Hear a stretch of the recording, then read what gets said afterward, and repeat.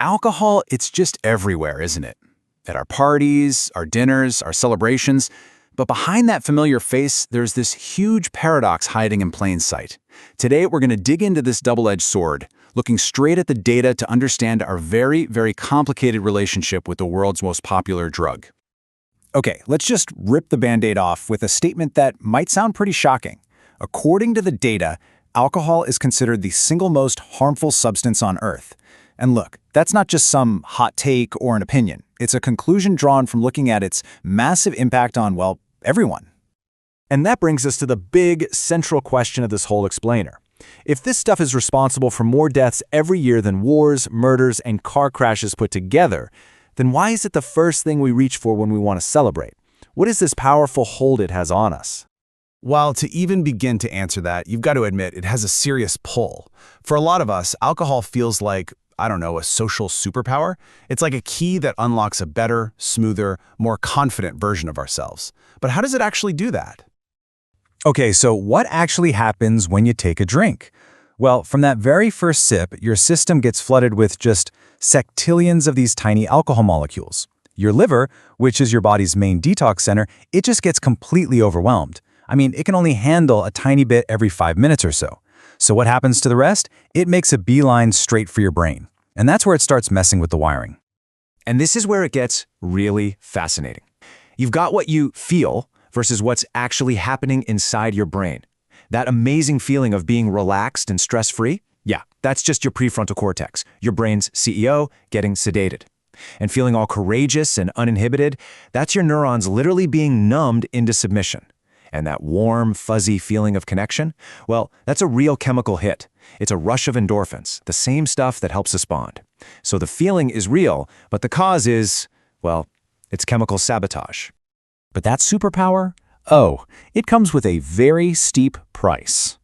So, let's flip the coin and look at the other side of this deal, the slow, quiet decay that happens to our bodies when we drink regularly. See, when your body breaks down alcohol, it creates this other substance called acetaldehyde. And honestly, it's even more toxic. This stuff basically goes on a rampage, attacking pretty much every cell in your body. It shrinks your brain cells, which raises your risk for dementia. It's tied to eight different kinds of cancer. It floods your liver with fat, leading to cirrhosis that you can't reverse. It weakens your heart, it ages your skin, and it's a huge reason for weight gain. The damage is just everywhere. Let's put some hard numbers on that, because they are staggering. Every single year around the world, 740,000 new cases of cancer are caused directly by drinking alcohol. That's nearly 750,000 people. And the liver? The damage there is just as brutal. We're talking 600,000 people a year dying because their liver, their body's essential filter, has just been destroyed by alcohol. And it doesn't stop there. Add another 500,000 deaths every year from heart disease and strokes linked to alcohol. These aren't just statistics, Every single one is a life cut short. And this chart really shows you just how close to the danger zone so many of us are living. For men, the risk of dying prematurely shoots way up at around 3 drinks a day. And guess what? The average man in the EU drinks almost exactly that much. For women, that danger zone starts at less than 2 drinks a day, and the average is about 1. We are literally consuming this stuff right up to the line that science tells us is seriously harmful. But the harm doesn't just stay inside the person drinking. No way. It ripples outward, creating this huge circle of harm that pulls in completely innocent people. Just look at this. Literally half of all violent crimes, we're talking assaults, murders, you name it, are committed by someone who's under the influence. It is a massive, massive catalyst for violence. And the tragedy just gets deeper when you look at our roads. Think about this. More than half the people who die in drunk driving crashes were sober. They didn't drink. They didn't make a bad choice. They just had the horrific bad luck of being in the way of someone who did. And maybe the most heartbreaking victims of all are the ones who never even had a choice. Every year, 600,000 babies are born with fetal alcohol spectrum disorder. This isn't something they grow out of. It's a severe, lifelong condition with huge physical and mental challenges. And it's all caused by alcohol they were exposed to before they were even born. So you hear all this, and you probably have an image in your head of who's causing all this harm. But the truth is, the face of alcoholism is often invisible. It's a hidden epidemic flying completely under the radar. So let's be really clear about what we mean by alcoholism. It's not just the stereotype of someone who can't hold down a job. It's simply when your drinking gets to a point where it's causing real harm to you or to other people. And by that definition, an estimated 400 million people on this planet fall into that category. That's 1 in every 14 adults. And get this, studies suggest that up to half of them are what you might call invisible. These are your successful colleagues, your loving parents. They're meeting all their obligations, they seem totally fine, and they don't have any big health problems, yet. But behind the scenes, they're averaging maybe 4 drinks a day and getting drunk every week.